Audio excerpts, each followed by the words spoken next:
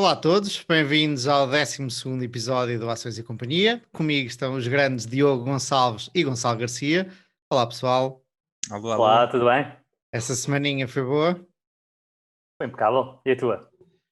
Pá, a minha, estávamos até aqui a comentar em off, estava a ser assim um bocado má, mas depois ontem saiu a notícia ontem, eu soube ontem, da Dell fazer o spin-off da VMware e alegrou um bocadinho, alegrou um bocadinho.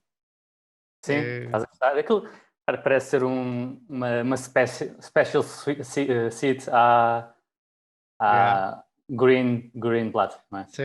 Sim, dá ares disso. Sim. Claramente a VMware é um grande negócio e a Dell é assim, um negócio assim, sim. Mas agora depende tudo da valorização, não é? E do valor da. Não, a Dell fica a 4 vezes lucro, que é ridículo. E a EBITDA, não é? Não, free cash flow. Foi cash flow, ok. E a VMware fica 17 ou 18. Pá, depois aqui depende de alguns detalhes e depende se a cotação, entretanto, se aguenta até lá, mas a cotação de hoje fica a 17 ou 18, que eu desconheço o negócio, confesso. Ontem à noite estive a ver um bocadinho a coisa, mas desconheço o negócio. Vi tipos a dizerem que é relativamente barato ou bastante barato pela VMware. Portanto, fiquei entusiasmadíssimo. Eu estava numa semana de moleza, opá, vou confessar, estou a ver os CTT, porque tenho um amigo meu que me fez muito pressing para aprender, para estudar os CTT, portanto é o que estou a fazer. E ao início estava assim, pá, foi daquelas semanas em que no meu portfólio as ações não mexeram muito, ou estão ali estagnadas, e eu até partilhei isto, o Diogo viu, e acho que o Gonçalo também viu isto, não sei, partilhei um post no Facebook a dizer, opá, foquem-se no negócio, porque senão ainda fazem as neiras nestes dias em que não se passa nada. E aí estou aliado aos CTT, que eram uma história boring, e agora já começo a entender um bocadinho melhor, e parece que talvez não seja assim tão boring. Um, Epá, estava a apanhar uma tremenda seca esta semana. E pronto, e ontem esta novidade vi uns tipos no Twitter a dizer, apá, isto é uma valorização ridícula. Na verdade não vi muita gente a dizer, vi um ou dois, e eu deixa cá ver isto, porque várias vezes já falhei estas oportunidades e deixa-me cá ver. E o que é certo é que ainda sem, e faço este disclaimer, olha, o Gonçalo hoje sou eu a fazer o disclaimer, não tomem nada disto como uma recomendação de investimento, especialmente neste caso a dela, porque nem sequer nem sei o que é que faz a VMware dela, até mais ou menos que sei. VMware é software de virtualização. Pois, has-me explicar isso. É a melhor empresa aí, provavelmente. Isto para dizer o quê? Entretanto, perdi-me. E depois, entretanto, fui ver isto que o Gonçalo estava aqui a dizer em off, que é uma situação que já é conhecida há bastante tempo. E no Value Investors Club está uma tese, uma análise muito bem feita, e o tipo que a fez parece que adivinhou todos os passos que aconteceram até agora. E está exatamente a acontecer o que o tipo escreveu. Portanto, ontem à noite entusiasmei-me a ver isso. Vocês. O pushback aqui na Dell, principalmente, tem a ver com o Michael Dell, que por várias vezes já tramou os minoritários. Portanto, é o pushback mais recorrente na Dell. E foi quando eu li esta tese, infelizmente não me interessei muito por ela na altura, porque tenho o meu bias de empresas demasiado grandes, não devem ter muitas oportunidades, mas o pushback já também há um ano era principalmente esse. A empresa já não faliu uma vez e depois ele retirou de bolsa e depois voltou a pôr em bolsa. Depois... Sim, houve um buyout e... Não faliu, mas foi o buyout que ele tramou, foi oportunista, não é? Mais ou menos como a Semapa está a tentar ser neste momento. Mas então, Diogo, depois se conhece a empresa e o que faz a empresa, depois vou-te perguntar umas coisinhas para aprender, para ver se aprende. Os vossos temas, meus amigos, o que é que você. Epá, eu fico sempre com uma inveja do Gonçalo quando o vejo a ver gin tónico. O que é que nos trazes hoje, Diogo? Se tivesse aqui por ti, eu fazia um por ti. Havemos um dia destes, agora que já podemos juntar-nos, um dia destes, temos que nos temos juntar. Fazer isto ao vivo. Sim. Diogo? O meu tema é assim um bocado genérico e vem no seguimento de um artigo que eu li também de um senhor que é o Nick. Eu agora não me estou a lembrar do apelido, mas ele tem um blog que se chama Off Dollars and Data Pá, e eu sou leitor ávido do que ele posta, é uma daquelas pessoas que eu gosto imenso do que ele escreve, apesar de ser, Nick Maggiuli, desculpa interromper, Nick Maggiuli, acho que é assim que se lê. apesar de ser, pronto, serem coisas muito abstratas ou seja, não é nenhum insight sobre nenhuma empresa nunca, mas é daquelas pessoas que eu gosto muito de seguir, tal como o Morgan Housel também é outro, sempre que eles postam alguma coisa eu leio. E era um artigo sobre probabilidades e sobre a probabilidade de Médias e base, probabilidades. sim, e a falácia em inglês isto chama-se base rate fallacy. Como é que chamas em português? Eu tenho a ideia que se chama, porque o que é média, base rate, se pode traduzir como média. Probabilidade de base, não sei, é a probabilidade sem nenhuma informação extra. Uhum. Já lá Ou vamos, seja, já lá sem tu vamos. saber. Exatamente. E pronto, Vassal. Desculpa, não, é só porque curiosamente vocês dois trazem artigos muito que eu gostei muito de ler hoje, e nem tanto em empresas concretas, e os artigos até são relativamente curtos. Gonçalo, qual é o teu?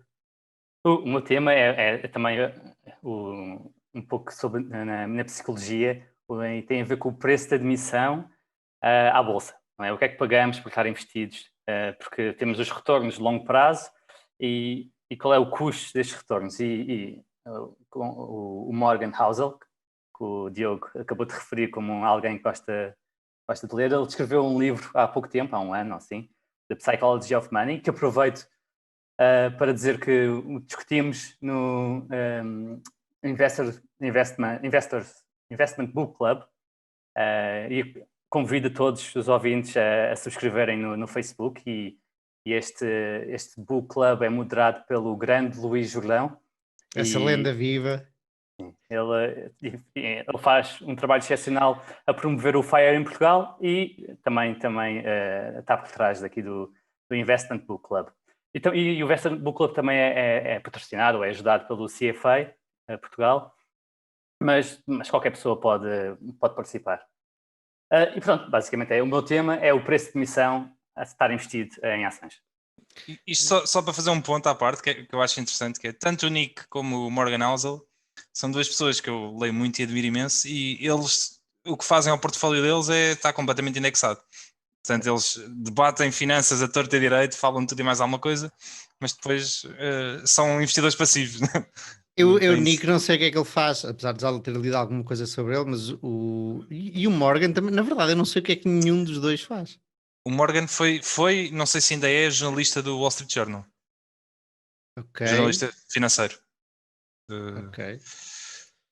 E o Morgan, para além de estar altamente indexado, ainda tem outras estruturas na estrutura de capital dele engraçadas, como é ter comprado a casa a pronto e ter bastante cash disponível. Portanto, é altamente conservador em cima disso tudo. É curioso. Ele também relata isto no livro e o porquê das escolhas dele e porque serem só boas para ele e não boas para a generalidade das pessoas. Eu estou aqui na dúvida como é que começamos. Eu da última vez prometi uma coisa, portanto vou já cumpri-la, que foi ir ver se o Buffett tinha ganho dinheiro com a World Book Encyclopedia. Atacamos já por aqui, para depois termos tempo para as vossas conversas. E o Buffett comprou a World Book Encyclopedia dentro de outra empresa que é a Scott Fatzer, acho que é assim que se pronuncia. E, portanto, é difícil de saber quanto é que valeu a World Book. Eu diria, como a World Book equivalia a 40% das vendas e um bocadinho mais, diz o Buffett, dos lucros operacionais, vamos dizer que a World Book valia 40% do que o Buffett pagou pela Scott. Portanto, o Buffett pagou 130, salvo erro, assim, 128 a 132 milhões, vamos dizer 130 milhões pela World Book. Em 85. Eu só tenho números até 96, porque aí o Buffett deixou de dar os números da World Book no relatório anual. Mas de 86 a 96, em 10 anos, a empresa fez, antes de impostos, 164. Portanto, ele comprou por 128 e ela em 10 anos fez 164. O break-even foi em 93, portanto, 8 anos depois. O payback, quer dizer. O payback, exatamente. Portanto, ele comprou a um PI de 8 vezes E ele diz que a Scott Fetzer toda, não só a enciclopédia, tinha um retorno sobre o capital de 50, que é uma brutalidade. Mas depois, entretanto, em 93, exatamente quando se deu o payback, aparece a primeira versão da Microsoft em carta, e a partir daí as coisas começaram a ser um bocadinho mais difíceis, tanto que em 96 o Buffett diz que daí os próximos 5 anos, para a enciclopédia, não vão ser nada como os 5 anos anteriores. Ela ainda existe hoje, em forma de CD ou digital, na verdade depois passou para CD e digital, mas nunca mais soube falar daquilo, obviamente com a internet, portanto, foi isto. Fez dinheiro, fez algum dinheiro, Diogo. E depois ele tem a outra filosofia dele, que é pelo menos as empresas por inteiro que ele compra, que ele nunca as vai vender. E ele próprio diz que não é financeiramente a coisa certa a fazer, mas que ele diz isso abertamente porque quem está a investir com ele para saber que ele não vai tomar a melhor decisão financeira, é uma decisão mais de integridade pessoal, não é? Exato. Sobre esse ponto é difícil dizer que não é a coisa certa a fazer do ponto de vista de optimização de capital, porque isso também permite ter acesso a algumas empresas que só são vendidas à Berkshire exatamente por isso, porque traz a permanência de capital e a garantia que não vai ser tipo um private equity, vai cortar custos e depois pôr dívida, reempacotar aquilo e vender. Portanto, tens acesso. A Berkshire acaba por ter acesso a algumas empresas ou acesso a algumas compras que outros investidores não têm por causa disso. Sim, e ele, desculpa, eu tive aqui uma branca, e ele foi perguntar-lhe isso numa das, sobre a enciclopédia especificamente, numa das conferências anuais, e ele disse que não vamos vender, sabendo que estava terminada, que estava pelas horas da morte, ainda a lucrar. Atenção, isto em 96, quando ele disse que aquilo estava a correr mal, ainda lucrava 10 milhões, portanto, 10 milhões ainda são 10 milhões, em cento e poucos, ainda é bom dinheiro, mas aquilo depois deve ter tido uma descendência rápida, uma curva descendente rápida.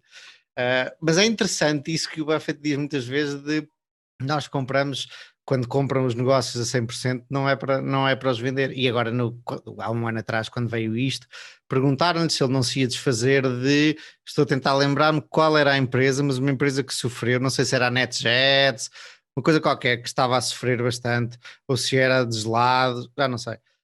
E ele disse, não vamos, isto aqui é para aguentar, portanto, aquilo é endurance à série. Eles fizeram isso, acabaram por vender algumas empresas, não é? Falámos no último episódio aquela operação que eles fizeram com a Lee Enterprises a vender os jornais. Boa. Pois, mas é muito raro e o Buffett gosta de ter esta percepção de avôzinho querido que toma conta das empresas que tem e que dá retornos que nem todos são financeiros, mas que acabam por se refletir no preço. A reputação também importa bastante para o tipo, é das mesmo. coisas importantes.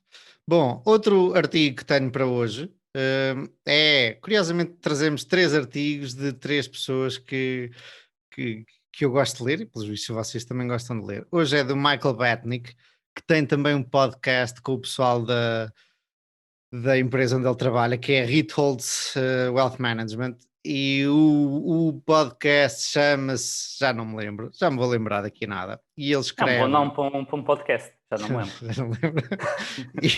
E o blog dele é o The Irrelevant Investor, e eu gosto muito do blog dele porque ele escreve muito frequentemente e posts muito curtinhos, é tipo quase como se estivesse a fazer a notícia da manhã. Este é baseado num paper do senhor eu acho que se diz Mabussin, de quem eu já li vários papers, são sempre muito bons, muito densos teoricamente, mas muito bons, muito sobre finanças e contabilidade e a valorização de empresas, etc. Neste caso o título é Money Losing Companies Hit Record High, portanto as empresas, isto nos Estados Unidos, as empresas que perdem dinheiro, que não têm lucros, chegam ao seu recorde, ao maior número até hoje. Depois ele mostra aqui uns quantos gráficos, que empresas, o Russell 3000, que é o índice americano, nunca teve tantas empresas que perdem dinheiro. E, curiosamente, eu vi-o a discutir isto no Twitter e estava outro tipo bastante ativo no Twitter, a dizer-lhe, opá, as pessoas estão parvas, estão a comentar exatamente o contrário daquilo que tu disseste no artigo, porque as pessoas leram o título e começaram para ali a desmanchar, a dizer estamos numa bolha, etc, etc, e o artigo vai a dizer exatamente o contrário. Portanto, ele estava-se a queixar das pessoas não abrirem e não lerem, e ele até estava a dizer, opá, o artigo tem 120 palavras, é uma coisa que se lê em 5 minutos.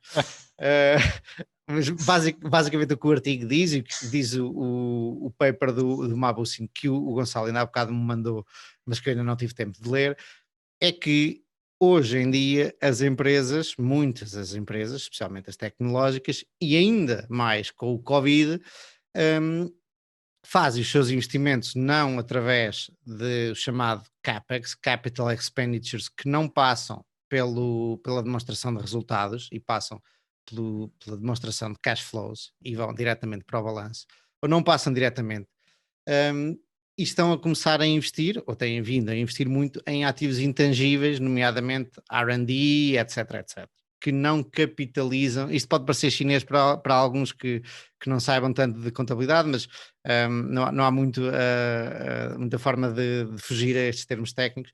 E as empresas hoje em dia fazem os seus investimentos não capitalizando os investimentos na demonstração de resultado, na demonstração de cash flows, mas através de muito de R&D na demonstração de resultados, o que leva a que os lucros estejam muito deprimidos. Isto acontece com as SaaS, com muitas companhias que têm ativos intangíveis. Os ativos intangíveis, a contabilidade ainda está lá atrás, como o Damodaran costuma dizer. Os senhores contabilistas, se tiver algum a ouvir-me, desculpa, mas vão um bocadinho lentos e, portanto, os lucros reportados não são para todas as empresas, uma boa parte das empresas, hoje em dia não são representativos da sua realidade económica.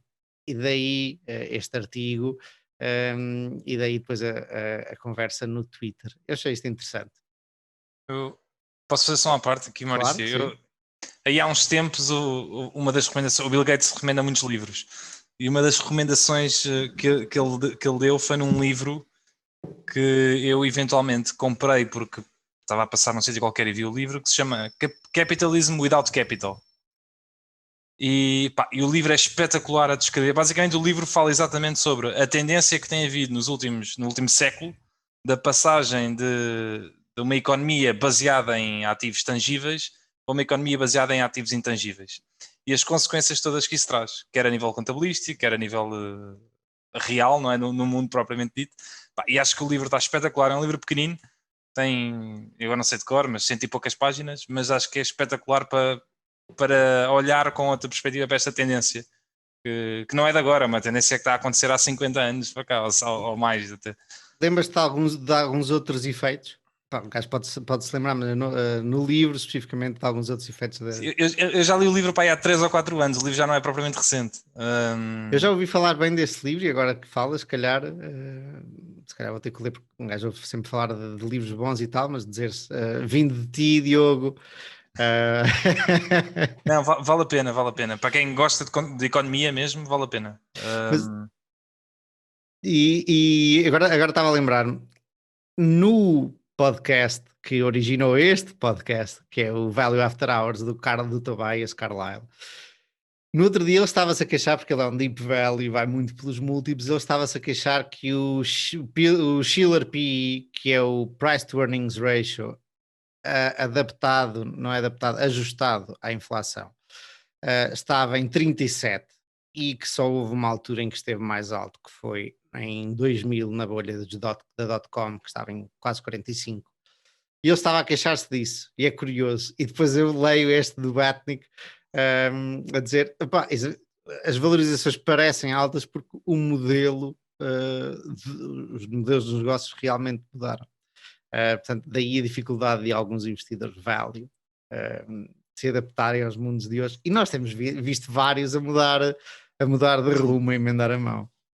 Há vários argumentos a justificar o porquê que não está tão caro como parece, mas de qualquer das maneiras também há outros argumentos contrários. Né? Há a história das taxas de juros, né? que mesmo olhando para o ano 2000 e para hoje, né, na altura as taxas de juros se calhar estavam a 8%, né, e agora estão a 1,5%. E portanto tudo isso tem influência. Daí justifica uma valorização mais alta. É isso que queres dizer? Exatamente. E há a história também, mas isso justifica a valorização mais alta, mas é uma armadilha, não é? Porque, ou seja, isso está a justificar a valorização, mas isso não quer dizer que faça sentido que essa valorização traga mais retornos, não é? Isso só justifica, mas continua a dizer que está caro. E, aliás, até podes olhar para o Japão e não se passa o mesmo, não é? Tem taxas de juros muito baixas e múltiplos muito baixos também. Portanto, exatamente. Não é uma verdade universal no sentido literal da palavra, não é? A outra questão já é mais fundamental, que é essa dos intangíveis, e aí já pode justificar, já pode fazer sentido os múltiplos estarem mais altos e não estar efetivamente mais caro. Essa já é outra questão. No artigo, naquele mais completo que o pequeno artigo que mencionas, Maurício, faz referência, eles têm um ranking por indústria daquelas que eles consideram que ser mais... que fizeram mesmo os cálculos que são mais intensivas em intangíveis, e nas três primeiras são farmacêuticas, biotecnologias, em primeiro lugar. Em segundo lugar, software and services. E em terceiro lugar, media and entertainment. Portanto, nestas indústrias é aquelas que faz mais sentido uma pessoa estar à caça dos intangíveis e ajustar por eles. Como é que ajustas pelos intangíveis? Sabes, consegues ver no P&L quais são os R&Ds que estão que estão a passar por lá. Talvez parte destes. Pois, a história é qual é a parte. Desculpa, interrompi antes de dizer. Certo, mas se investir fosse fácil, não precisávamos de analistas financeiros, não é? Portanto, é um papel do investidor tentar perceber e ajustar o P&L das empresas e o balanço à realidade, porque uma coisa é contabilidade e a contabilidade é só um resumo da realidade e nestes casos é gritante que não é uma boa representação da realidade.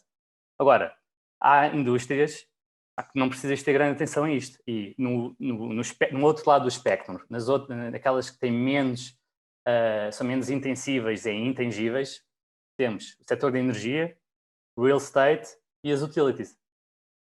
E estas, curiosamente, são aquelas que estão a transicionar a múltiplos mais baixos. Não é? Mas essa é que também é a questão, que é, não basta só olhar, eu acho que as pessoas também olham para estas empresas de IT e que têm mais intangíveis e dizem, isto ok, tem um múltiplo mais alto, mas é justificável por isto. Mas não deixa de ser um custo que é uma despesa, aquilo é dinheiro que é gasto.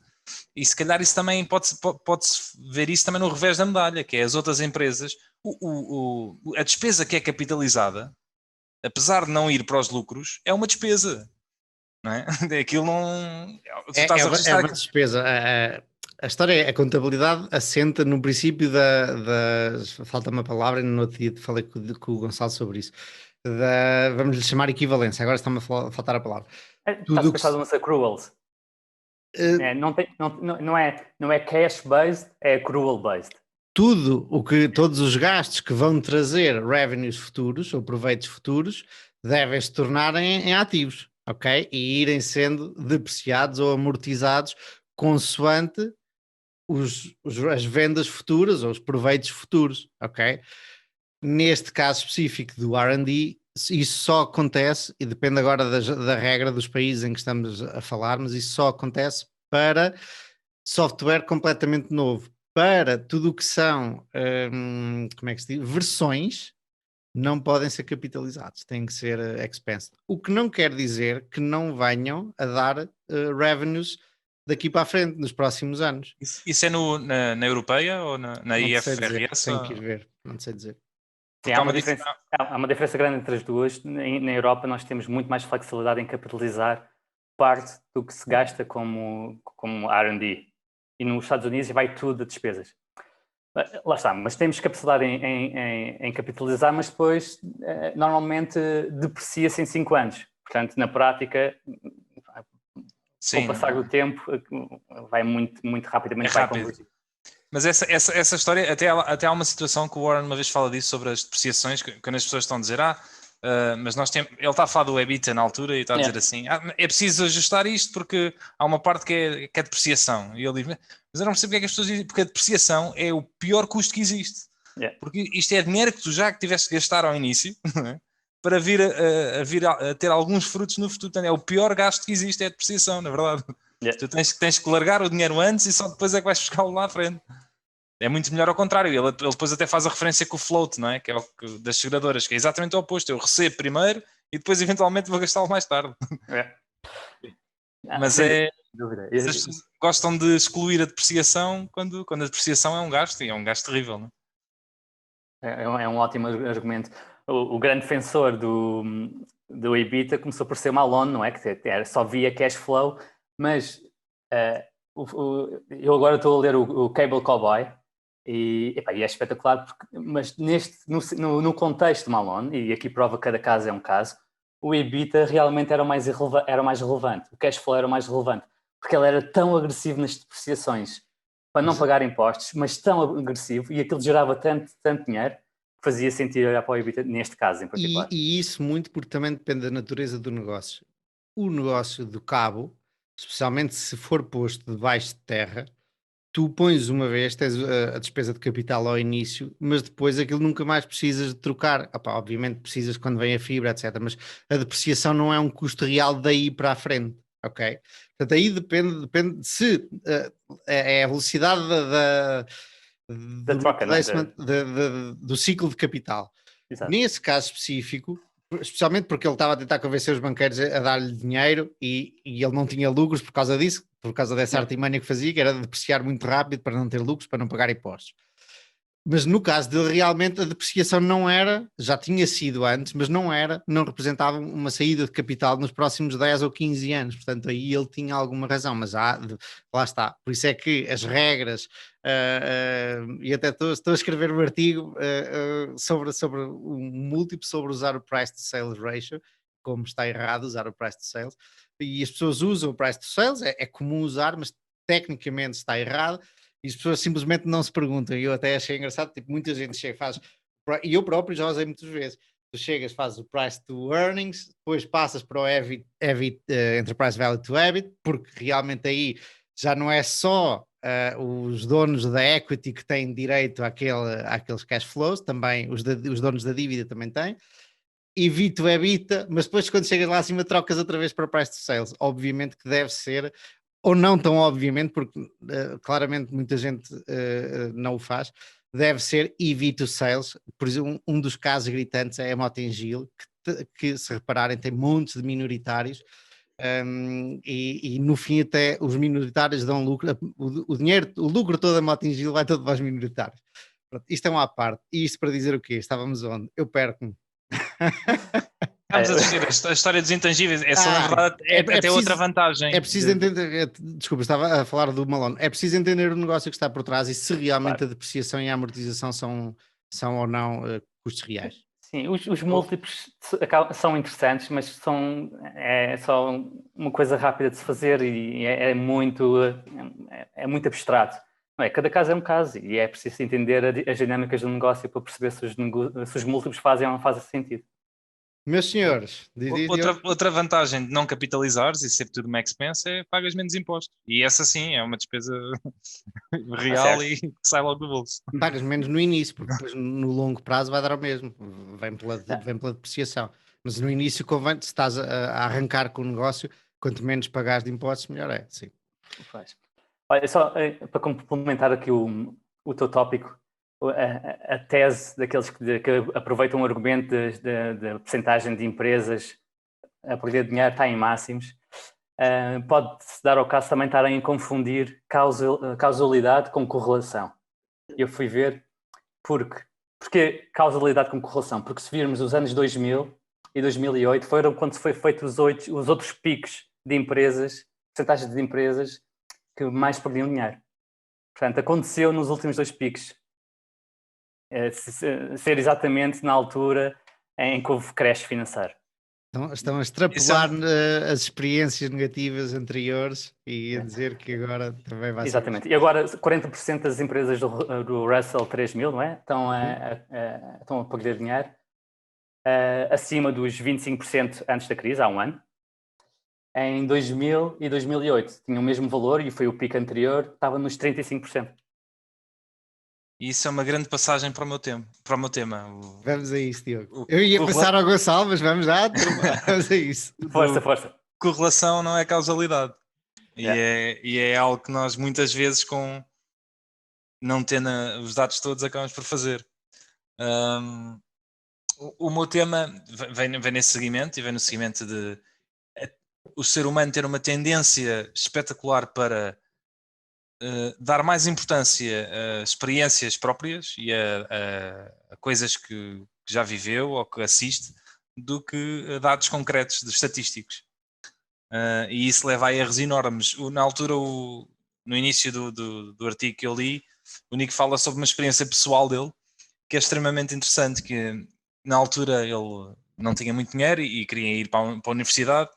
Ele estava a passar a ir para uma universidade pública e recomendaram-lhe tentar concorrer às bolsas de Harvard. Eu acho que é Harvard, mas agora não sei qual é que é a empresa. Qual é que é? Stanford. Que ele não tinha nada a perder. Portanto, aquilo é tu tentas e se conseguires, conseguiste, não conseguires, não conseguiste. E aquilo está feito por duas fases. Tu podes concorrer à primeira fase e à segunda fase. E a segunda fase, a taxa de sucesso das candidaturas é de 8%. E na primeira fase é de 16%. E o que acontece é que toda a gente lhe dizia para ele concorrer à segunda fase, porque para ser 16% na primeira fase é porque as pessoas eram muito mais inteligentes e as pessoas que se candidatavam logo tinham as melhores candidaturas e era muito mais difícil de entrar. E então ele devia tentar concorrer à segunda fase. Na realidade não era nada disso que se passava. O que se passava era que efetivamente havia muito menos candidaturas à primeira fase do que à segunda. E uma das coisas que ele depois vai estudar e vai ver é que, precisamente por haver essa ideia, as pessoas, há muito mais gente a se candidatar à segunda fase do que à primeira, fazendo com que seja mais difícil entrar na segunda. Portanto, a melhor decisão a fazer é tu olhares, sabendo os dados estatísticos, não tendo mais nenhuma informação, é cingir-se aos dados que existem. E a verdade é que o facto de candidatares à primeira em vez da segunda duplicava as tuas hipóteses de entrares na faculdade. Ele efetivamente candidatou-se à primeira e acabou por ser um dos selecionados e a tirar lá o curso. Mas E hoje estamos a falar dele. Exatamente, hoje estamos a falar dele. Mas a grande conclusão que ele retira dali é a conclusão de se tu não tiveres mais informação nenhuma, ok, tu deves cingir aos dados estatísticos, puro e duro. A única maneira que tu podes dizer que os dados estatísticos estão errados, ou que no teu caso isso não é verdade, não vais seguir aquilo, é quando tu tens mais informação. Ok? Ele dá outro exemplo de um jogador de basquetebol, que é uma pessoa diz-lhe que quer seguir a carreira, quer ir para a NBA. A probabilidade de uma pessoa conseguir entrar nas equipas da NBA é ínfima e, portanto, provavelmente é algo que não está a teu favor tu tentares esse caminho. Mas ele depois diz, mas se eu tiver mais informação e se eu souber que tu tens 2,5 m, não é? E se eu já tiver visto a jogar, se calhar já faz mais algum sentido, porque isso é a probabilidade básica, aquilo que ele diz, sem informação nenhuma é essa a probabilidade, mas eu tendo mais informação sobre aquela pessoa, as probabilidades podem mudar. Outros senhores que também lançaram imensos artigos sobre isto, nós já falámos aqui várias vezes, é o Amos e o Daniel, na altura, que são considerados os pais da economia comportamental. Eles fizeram imensos estudos baseados com isto e em todos eles as pessoas categoricamente caem na esparrela de não seguir os dados. Eles fizeram um que também ficou muito conhecido, que era eles têm uma plateia e perguntam às pessoas existe uma determinada doença e existe um teste para calcular a probabilidade para calcular se tu tens aquela doença ou não.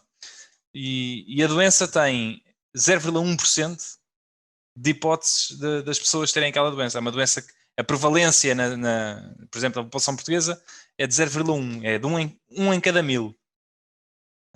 E a seguir eles dão toda a informação, que eles dizem-te que aqueles testes que são feitos para saber se tu tens a doença ou não, acusam falsos positivos em 5%.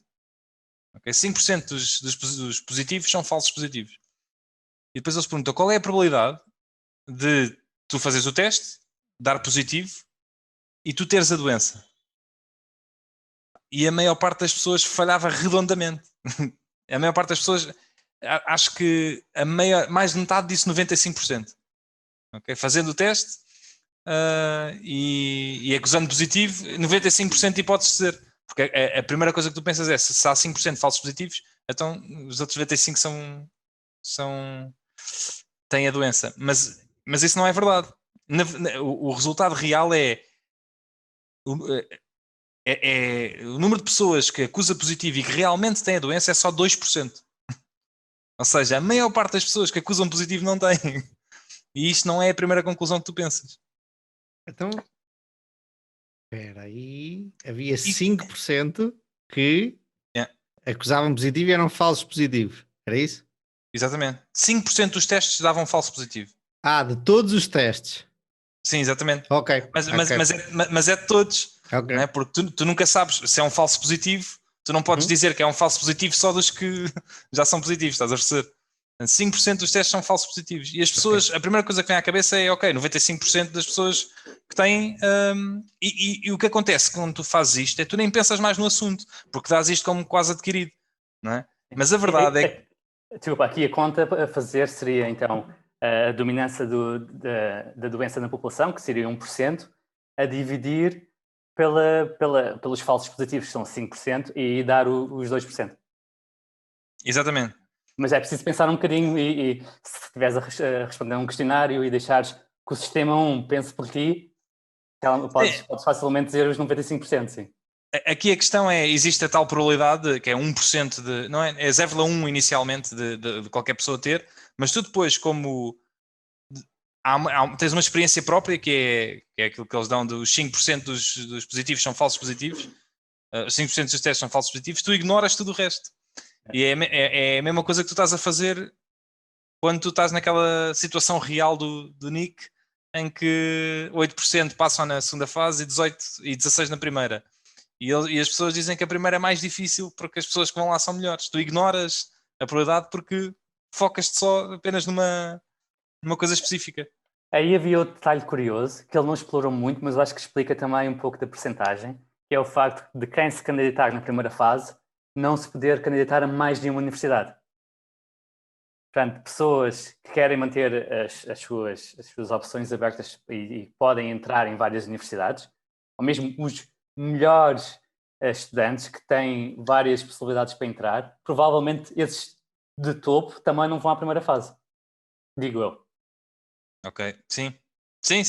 Mas lá Portanto, está. mais ajuda tu pensares um bocadinho sobre os dados e não... Exatamente. E não tomares aquilo como adquirido. Mas a conclusão destes estudos e a ideia com que ele acaba não é tu seguir sempre a estatística. E, portanto, a conclusão não é seguir a estatística cegamente.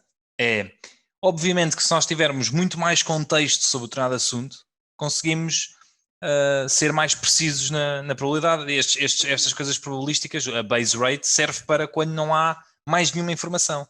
Ou seja, não é uma probabilidade condicionada. Mas se tu souberes muito mais sobre o assunto, podes ser mais preciso, não é? Por assim dizer, e fazer probabilidades condicionadas e saberes que naquele caso em específico a probabilidade não é bem essa e é muito mais outra. Agora, o que as pessoas fazem no dia-a-dia não é nada disso. O que as pessoas fazem é não ligam aos números e olham para a sua experiência. Em Portugal, 20% das pessoas... Eu dou-te já um exemplo, nós os três. Em teoria, a probabilidade de fazermos melhor do que o índice no longo prazo investidores ativos é baixa.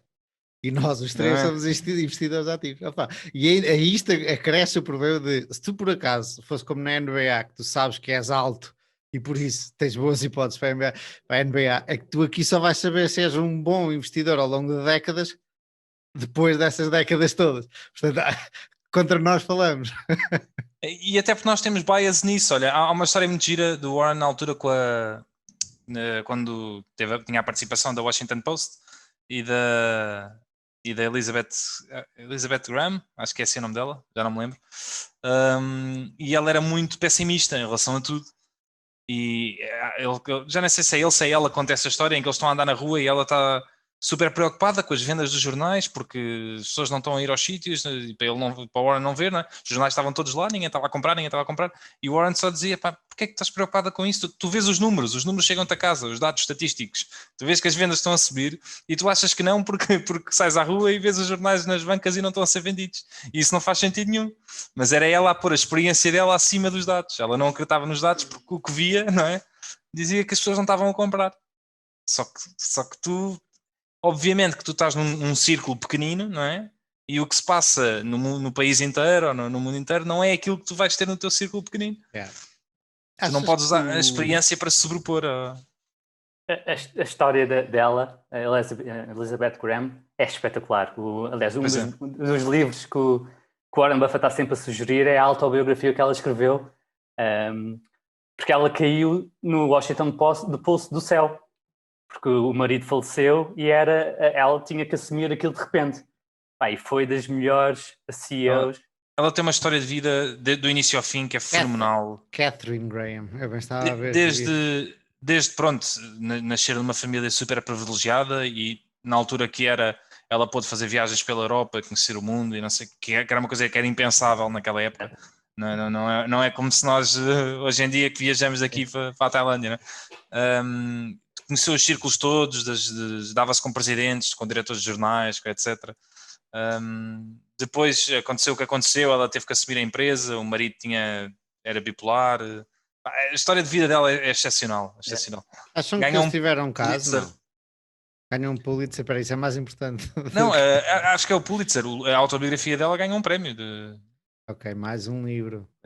Já leste esse? Eu esse não li, mas está no meu pipeline. O Warren conta sempre isso como sendo, ela era uma mulher fenomenal, que ganhou um prémio literário, fez com que a empresa dela, Washington Post, crescesse 100 vezes enquanto ela foi a CEO da empresa. Também é uma dos outsiders.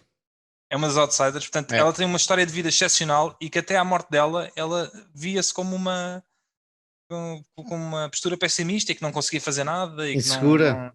Insegura e... O livro, o Snowball, que é a biografia do Buffett, deu-me a entender que eles tinham qualquer coisa um com o outro. Não foi claro nisso, mas deu-me a entender.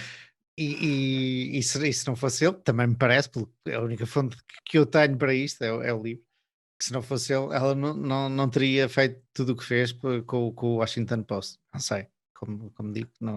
Mas na altura que o Warren Buffett comprou uma fatia grande do Washington Post e foi para a board, Buffett ainda não era a personagem que é hoje, não é? Sim, não era muito conhecido. Sim, e ele teve uma grande influência nela, mas acho que grande parte do mérito está nela também, porque ela não faltava era pessoas a falarem aos ouvidos, a dizer o que ela devia fazer, e ela teve o bom senso de ouvir o Buffett. Isso é qualquer coisa. Estava aqui a pensar, havia de haver pessoas a pagar para ter no board, tá? E ele pagou para estar lá no board. A ter aulas privadas, que acho que ele ensinava contabilidade. É altamente. E mais sobre aí o base rate? E pronto, mas é muito isto. A ideia base disto é esta, é nós tentarmos não valorizar tantas experiências pessoais às vezes em detrimento do que os dados nos estão a demonstrar. Eu tenho ali um livro que é o Factfulness, de um tipo que tem uma das TED Talks mais engraçadas de todas, mais interessantes de todas, que faleceu o ano passado, se não estou a erro, que é o Hans Rosling. Isso. Ele faleceu o ano passado? É espetacular. Sim. E, eu fiquei a meio. A certa altura são gráficos a mais para ilustrar a mesma ideia. É que nós andamos todos enganados com as notícias e que a estatística e eu gosto muito do tipo e gosto muito da ideia do livro. Depois a certa altura pareceu-me repetitivo. Fizeste aquele questionário ao início e se fizeste, qual foi a tua pontuação? Não me lembro da pontuação. Mas posso fazê-lo novamente, posso repetir.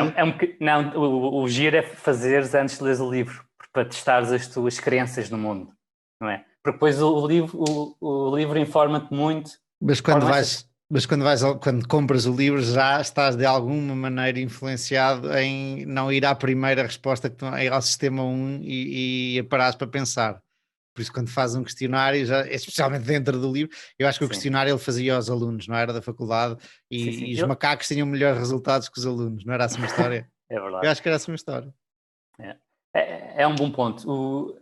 Mas o que podes fazer, olha, o que eu fiz foi fazer esse questionário assim, pessoas enquanto estava a ler o livro, fazia pessoas assim ao calhas, pá, e era assustador, não é? Boa ideia. É giro, assim, tens uma ideia do que é que as pessoas que não estão tão predispostas àquela informação que estás a ler pensam sobre o mundo. E incrivelmente as pessoas são muito pessimistas sobre o que está a acontecer no mundo. A história de... Que é um o contrassenso, não é? Porque o mundo sim. teve sempre a melhorar, pelo menos nos últimos 200 anos. Exatamente. Pronto, e aí está. Ele aí prova com os dados todos dos bancos mundiais, Organização Mundial de Saúde, etc, etc, que o mundo, como tu dizias, o mundo está melhor e nós que estamos sempre a ver notícias e tal, julgamos que... E sabes que isso também tem um pouco a ver com isto da base rate, entre aspas, porque há uma parte claramente de nós somos pessimistas por natureza e as notícias são mais negativas do que positivas e etc. Mas há uma segunda parte que é-nos difícil a nós pôr nesses contextos porque nós nunca vivemos isso. Nós vivemos neste contexto de hoje, não é? E para nós olhamos para as coisas à nossa volta e vemos que as coisas estão mal e assumimos que as coisas estão mal, não é? Mas é muito difícil. Nós focamos nas coisas que estão mal. Por exemplo, tu ligas as notícias, que normalmente é a fonte, agora com a internet não, mas é uma fonte importante de conhecimento do mundo e as notícias são todas negativas porque é o que vende. E o progresso lento da humanidade não vende. Tipo, por acaso agora as vacinas avançaram muito rápido, mas a medicina e a ciência em geral avança devagarinho. Eu acho que é difícil pôr-se também nesse papel. Tu podes dizer assim, antigamente nem havia vacinas, mas tu perceberes o que é isso, não é? Não é uma coisa de darem só este facto, não é? E portanto também é muito complicado nós compreendermos realmente o avanço, que foi brutal, não é? E eu acho que muito deve ser o que estavas a dizer, Manuel, que o aumento da qualidade de vida tem sido bastante gradual. É quase como aquele sapo que está em cima de uma panela a ser aquecida e depois não sente que vai cozer. Mas se meter já o sapo numa panela a ferver, ele salta logo. E nós não estamos a sentir o aumento gradual, porque é de facto muito gradual. Opa, por outro, eu lembro do meu pai me de falar de quando era miúdo, ver os carros, ver nos, como é que se diz, nas feiras mundiais, havia feiras, acho que eram feiras de Milão, onde os carros, onde se iam mostrar os carros novos, os concept cars, os espelhos fecharem eletricamente, os retrovisores, e hoje em dia isso é brincadeira, não é? O fecho centralizado, nós apanhámos isso. Tecnologia, em termos de tecnologia, nós vimos já acontecer muita coisa. Eu gostei muito de ler as biografias do Andrew Carnegie e do Rockefeller e dessa malta toda que fez parte, não é, da construção dos Estados Unidos como nós conhecemos hoje, no início ali em 1800 e muitos, 1900, e que foram dos homens mais ricos do mundo nessa altura. E nós vemos as autobiografias dele, do Andrew Carnegie, por exemplo, e apesar das fortunas todas que eles juntaram, tu lês ali coisas que são completamente impensáveis, não é? E não havia dinheiro que pagasse aquelas coisas porque não existiam, não é? As tecnologias, não é? Quando ele é miúdo, mas aí pronto, ele não é rico, quando ele é miúdo e faz a viagem, porque ele nasceu na Irlanda, o Andrew Carnegie, ou Escócia, já não sei, e faz parte daquelas pessoas que foram imigrantes para os Estados Unidos. E ele aterra de barco, atraca, né? De barco nos Estados Unidos, e a viagem que ele faz, desde que chega ali, eu acho que é a região de Nova Iorque, até à zona onde ele fica, é perto da Pensilvânia, agora não me lembro da terra ao certo, que é uma viagem que hoje em dia se calhar demora 8 horas de comboio, ou 6 horas, eles demoraram quase um mês e havia pessoas a morrer no caminho, não é? Porque não havia condições, e coisas completamente impensáveis, e é giro ver que, mesmo depois, quando eles têm aqueles impérios todos, o Rockefeller ou o Andrew Carnegie passavam mais frio no inverno do que nós passamos hoje em dia cá. Não, Vocês lembram-se de haver bairros da Lata aqui ao lado do aeroporto de Lisboa?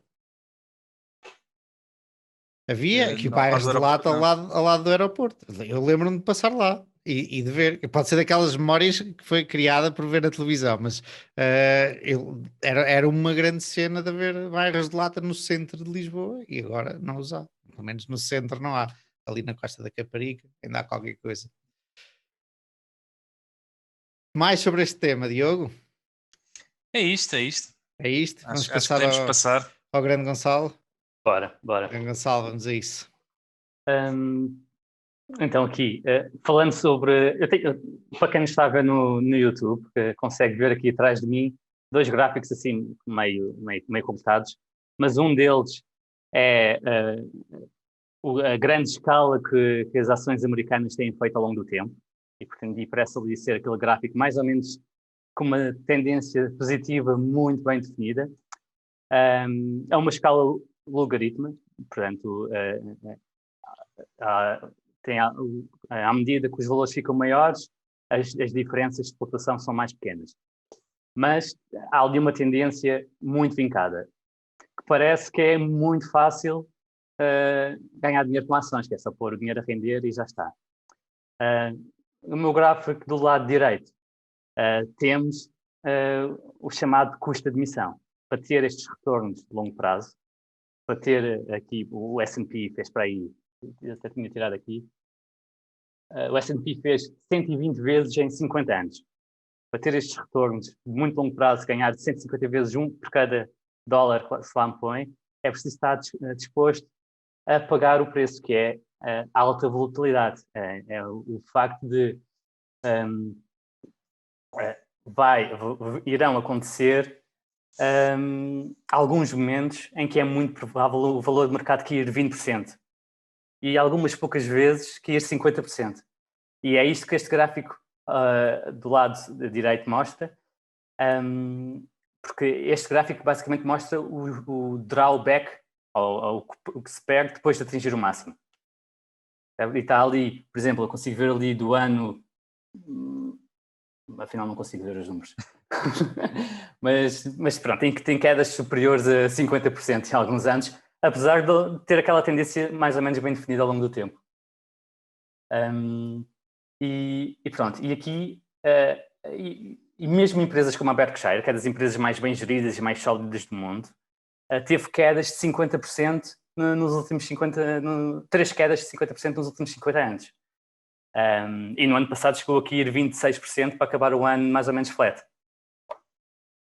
E pronto, eu aqui, porque é que eu gostei bastante deste episódio, ou deste capítulo do livro do Morgan Housel?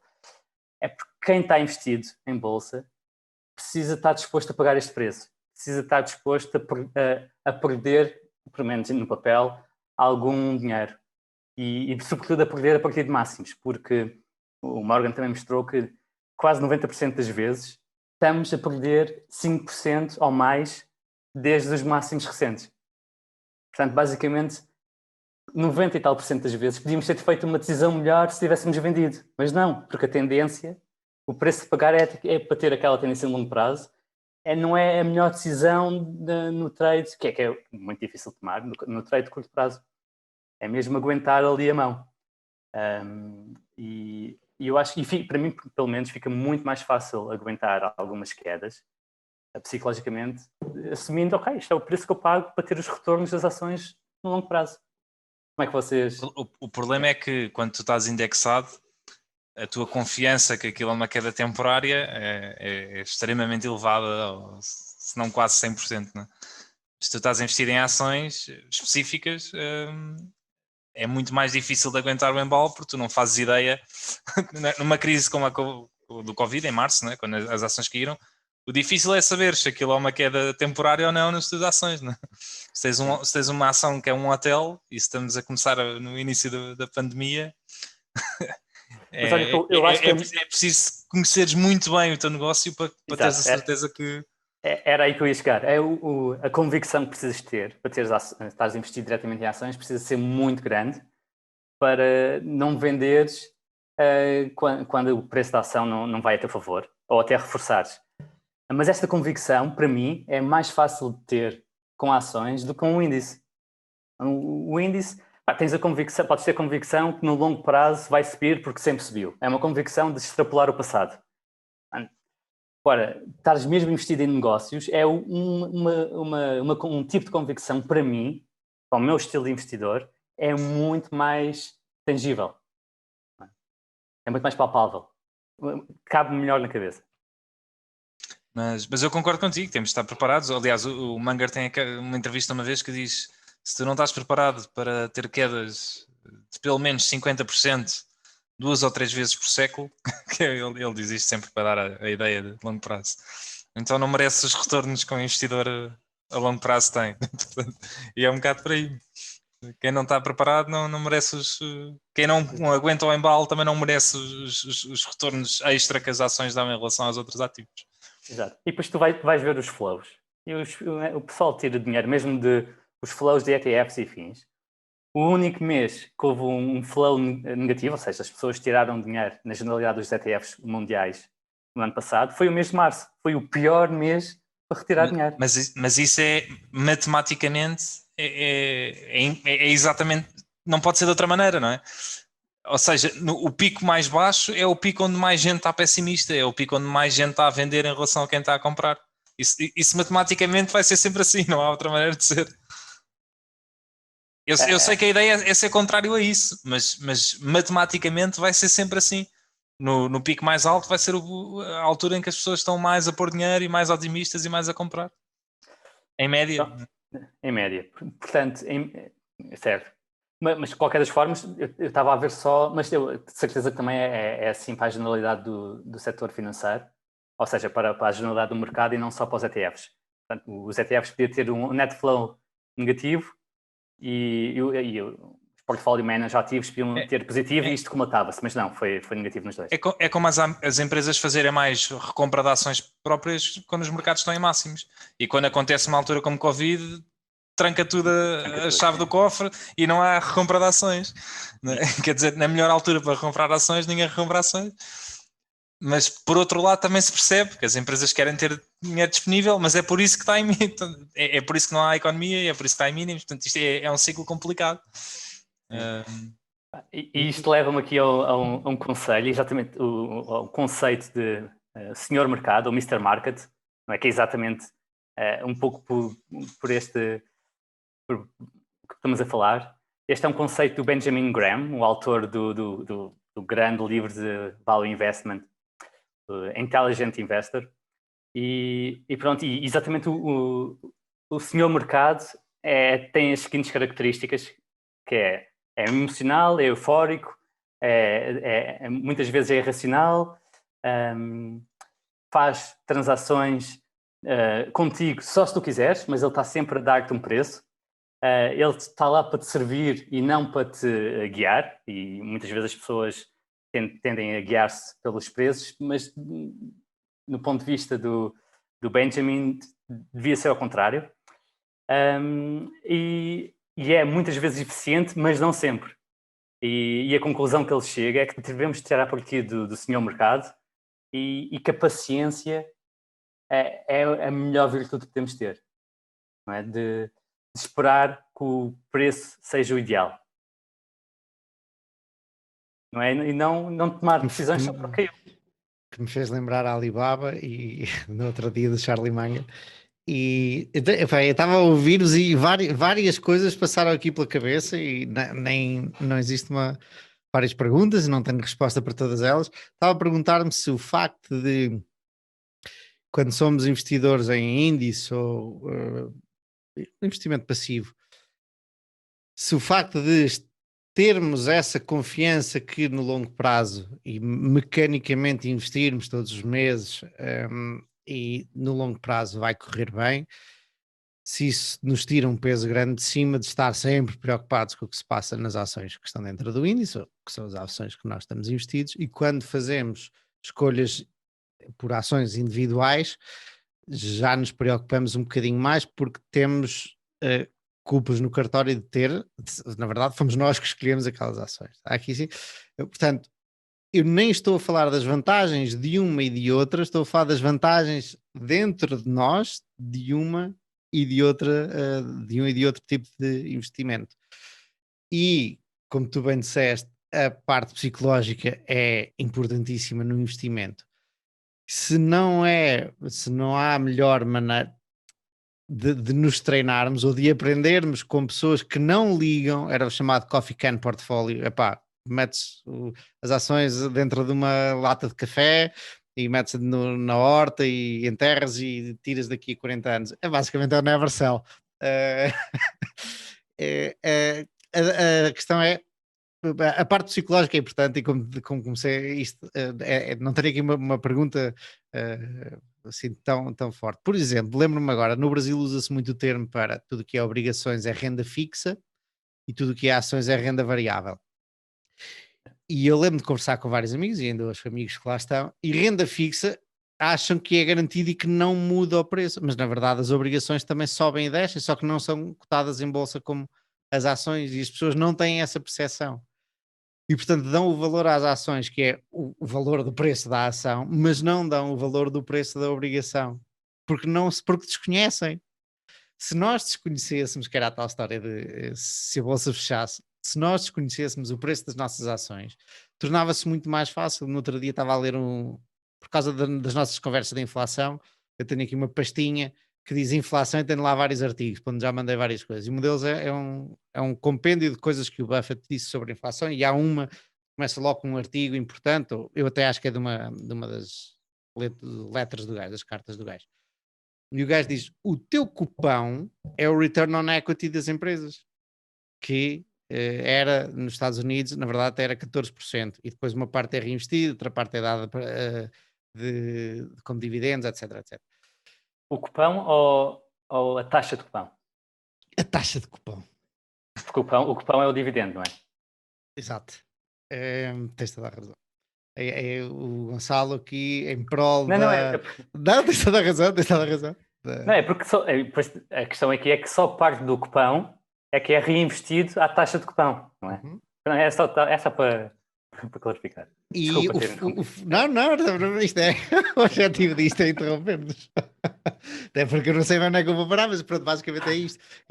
A parte psicológica é importantíssima. Epá, e eu acho que, por exemplo, eu passei os primeiros anos a tentar aprender o máximo palpável, científico, como é que se lêem contas, a contabilidade, finanças, etc. E agora que sinto que já estou num nível, opa, obviamente há pessoas que sabem muito mais que eu, lógico, não é? Mas que já estou num nível para entender, pelo menos não fazer grandes asneiras. A parte mais difícil toda é dominar o ser zen e Buda da coisa. É a parte mais difícil, é dominar-nos a nós próprios e as nossas emoções, e vou tirar daqui para pôr ali porque ali parece que vai dar mais dinheiro, mas agora fiz essa parte é a parte mais chata. Tu tens um estudo muito giro em que eles juntam dois grupos de investidores. Epá, eu não sei ao certo quais é que são as decisões que eles podem fazer, se é só em índices ou em ações particulares, mas basicamente há dois grupos diferentes de investidores e um deles tem acesso apenas às cotações uma vez ao ano. E quando vê as cotações, pode decidir mudar. O outro grupo tem acesso às cotações mensalmente e todos os meses pode decidir mudar. E consistentemente, aqueles que só veem as cotações uma vez ao ano e que só podem tomar uma decisão por ano, têm retornos superiores aos que veem mensalmente. E é espetacular, não? E tem muito a ver com isso. Tem a ver com... imagina, se tu só visse os resultados do ano 2020, o ano passado, no início e no fim, tu não tinhas de ter passado por aquele pânico todo de março e abril. Quando chegasse ao final do ano já estavas outra vez em máximos. As variações são muito menos significativas para ti. O problema é, aqui a questão era, quanto mais vezes tu visses, pior era o resultado. Ou seja, era preferível veres uma vez por semana em vez de ver todos os dias, era preferível ver uma vez por mês em vez de ver uma vez por semana, e vice-versa. E isso é algo que eu não consigo fazer. Eu olho para isso todos os dias. E se tivesse a empresa toda, 100% das tuas empresas, ou de uma empresa, tu olhavas para quê? Não dava, não podia olhar. Não, mas tinhas métricas para saber se compras o café da tua rua, tens métricas para saber se a tua escolha foi acertada ou não. Mas mais tangível seria pensar, imagina que tens 75% da empresa que não podes claramente vender no mercado. Tu ias olhar para os 20% que é líquido todos os dias para saber quanto é que valem os teus 75%. Não faz sentido. Sim, para não. Nada, ainda para mais Mas- aí tens possibilidade de mudar alguma coisa na empresa, não é? Mas eu adorava ter isso que estás a dizer, de eu ter mais métricas de. Se eu tivesse essas métricas de negócio, tipo quantos cafés é que as minhas lojas estão a Tens as vender, etc. contas. Eu ia. Sim, mas só vês X em X tempo, não é? Sim, vês 3 em 3 meses, não chega. O Diogo gostava de ver, Não, aí estava porque- sempre a ver quantos cafés vendias por dia. Aliás, eu tenho empresas que só. Eu tenho uma empresa que só dá o relatório de contas uma vez por ano e algumas empresas que só dão 2 vezes por ano. Começava a mandar mails à gestão a dizer que tinham que fazer outras coisas, mas tipo, não estava a resultar. Epá, eu gostava, tu passaste logo para este tema, eu estou a gostar bastante deste tema, mas eu gostava de tocar naquele ponto da atualidade que tu comentaste em off, pá, que devíamos ter começado com isso. Sim. Eu, entretanto, lembrei-me de outra notícia, estávamos a comentar em off outra notícia da semana, que foi a morte do Madoff, que morreu antes de cumprir a sua pena de 150 anos. Quem era o grande Madoff? O Madoff basicamente fez um Ponzi scheme gigante que implodiu em 2008. E isto porquê? Porque o Morgan Housel fez um tweet, publicou um tweet a dizer que, ok, ele realmente era um tipo indecente, não é? Não era honesto, roubou, mas os investidores não fizeram assim tanto mal, não perderam o dinheiro todo. E agora sabe-se que recuperaram cerca de 80% do que investiram. E isto em comparação com os outros investidores que investiram ao mesmo tempo na bolsa ou noutros fundos, que retiraram o dinheiro em 2008, esses perderam muito mais do que 20%, porque a bolsa caiu, provavelmente perderam mais do que 20%, porque a bolsa caiu cerca de 50% em 2008. Portanto, o Madoff... mas o que é que passou aqui? É que o Madoff disse que tinha retornos sobrenaturais. Portanto, havia muitos investidores que pensavam que tinham lá 5 vezes o valor que tinham investido. E pronto, e disse, do valor que pensavam que tinham investido, perderam muito. Da sua base de custo, perderam 20%. O que é espetacular, nós temos todos ideia, lá está, é aquelas coisas, lermos as headlines e depois não irmos ler, não irmos aprofundar. Toda a gente tinha ideia que o gajo fez uma grande trafelice e fez uma grande trafelice, mas que as pessoas tinham perdido muito. Eu fiquei surpreendido de ouvir isso. E o Diogo até disse que ele até afinal até não era tão mau quanto isso. Para quem não sabe, até há um filme sobre ele com o Robert De Niro, que faz o papel dele. E é espetacular como é que o gajo teve aquela, pelo menos no filme, tipo, era frio que dói com os tipos acho que era da SEC, do regulador a baterem-lhe à porta e ele, se quiserem ver, é só verem. Tipo, e pedem-lhe um código, acho que era, já não sei, era um código qualquer, que iriam ter acesso a toda a trafolhice. E o gajo há ali um momento em que fica, caraça, dou o código ou não dou o código, e eu acho que ele deu o código, querem ver? Vejam! E os gajos não foram ver. Ele explorou o bias da autoridade, porque era um tipo imponente e conhecido e tudo. Ele, aliás, tinha sido presidente da SEC. Da SEC. Yeah. Portanto, imagina, e muitas das pessoas que foram inspecionar teriam trabalhado para ele. Não é? Portanto, esse bias da autoridade é muito, muito vincado. Aqui, retomando aqui o meu tema, só para mesmo uma nota final, e porque frisámos várias vezes que a paciência é fundamental. Aliás, 2 notas finais. Uma é que o Moniz para baixo, eu agora tenho ouvido muito o Moniz porque descobriu com vocês, e ele tem para aí 20 horas de podcast, o Chai with Pabrai, e eu estou a papar aquilo tudo, e ele tem ele descreve um bom investidor como alguém que gosta de olhar para uma parede e ver a tinta a secar. Watching paint dry. É o melhor investidor. Precisas de gostar de coisas aborrecidas. Precisas ter uma, não é? Ele pôs o objetivo, não sei se viste isso, que é, ele vendeu a empresa dele na altura, já não sei por quanto, mas ele tinha €1 milhão, €1 milhão. O objetivo dele era converter 1 milhão em 1 bilhão em 30 anos. Ainda está nesse caminho. Está com 500 e qualquer coisa. Eu não sabia que ele tinha um podcast. Não, ele 3 ou 4 vezes ao ano, ou mais até, ele dá palestras a estudantes Isso sim, mas não nas sei se é um universidades. podcast. Estou aqui a ver. Está no Spotify, as palestras, Mas, tudo. sim, são coisas, está bem. Não é bem um podcast, são as entrevistas que lhe fazem, as conversas. Ok. Certo, desculpa de não ter sido preciso. Não, eu jogava que tinha um podcast mesmo, tipo agora que estou Não, vivo. são as conversas, são as palestras, e aquilo é giro porque a primeira parte são perguntas preparadas, e depois ele abre ao público e há muitas questões assim muito ad hoc, eles perguntam mesmo por compras em específico, e ele, ao contrário do Lilu, ele fala sobre investimentos passados, não fala sobre correntes, não fala muito sobre os investimentos atuais, mas fala muito sobre os investimentos passados. Sim, e é super concentrado também, não é? Que ele tem 6 empresas, o que é? Ele tem 3 americanas e depois tem outras 3. Tem uma agora. GrafTech. Não, já foi. Tem Micron, que o Lilu também tem, portanto eu não sei se há influência. Tem Micron, tem a Seritage e nos Estados Unidos só tem mais uma, acho eu. Deixa eu lá ver. Porquê é que ele vendeu o GrafTech? Não me parece que tenha ganho grande dinheiro. Depende de quando é que comprou. Eu acho que não ganhou, não. Qual é a terceira? Ele tem não, neste momento só tem 2 nos Estados Unidos, que é a Seritage e a Micron. Microprocessador. É microprocessadores? A Micron? É de quê? É memória. É memória RAM, memória ROM. Mas é uma de semicondutores, sim. E propriedade. E imobiliário. E depois tem outras 3. Tem uma na Turquia que ele fala que correu muito bem, acho que ainda está investido. Depois tem uma na Coreia do Sul. Não. Mas pronto, não aparece aí porque não é obrigado a declarar. Mas ele tem tipo 4 ou 5 empresas também. É como a Lilu. E porquê que, Gonçalo, porquê que veio agora o Moniche à conversa? Não, pelo tema da paciência, não é? Watching paint dry. Ele diz que as características para um investidor perfeito é ter a paciência de conseguir olhar para uma parede e ver a tinta a secar. E se tu conseguiste ter esta paciência, provavelmente serás um bom investidor. E que me leva ao segundo ponto, que é que olhando então para a Berkshire, é notável a paciência destes senhores em terem 155 mil milhões de dólares, que é em cash, que é cerca de Então, 25% do market cap.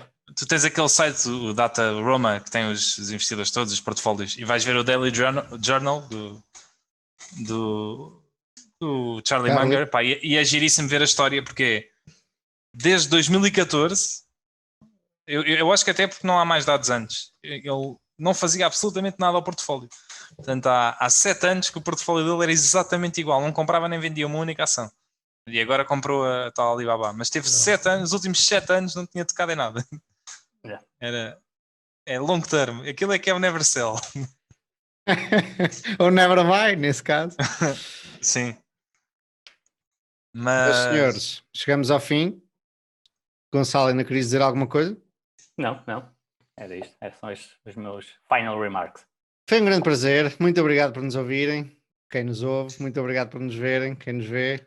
Até à próxima, meus senhores. Um abraço. Foi ótimo. Um bom fim de semana para o pessoal.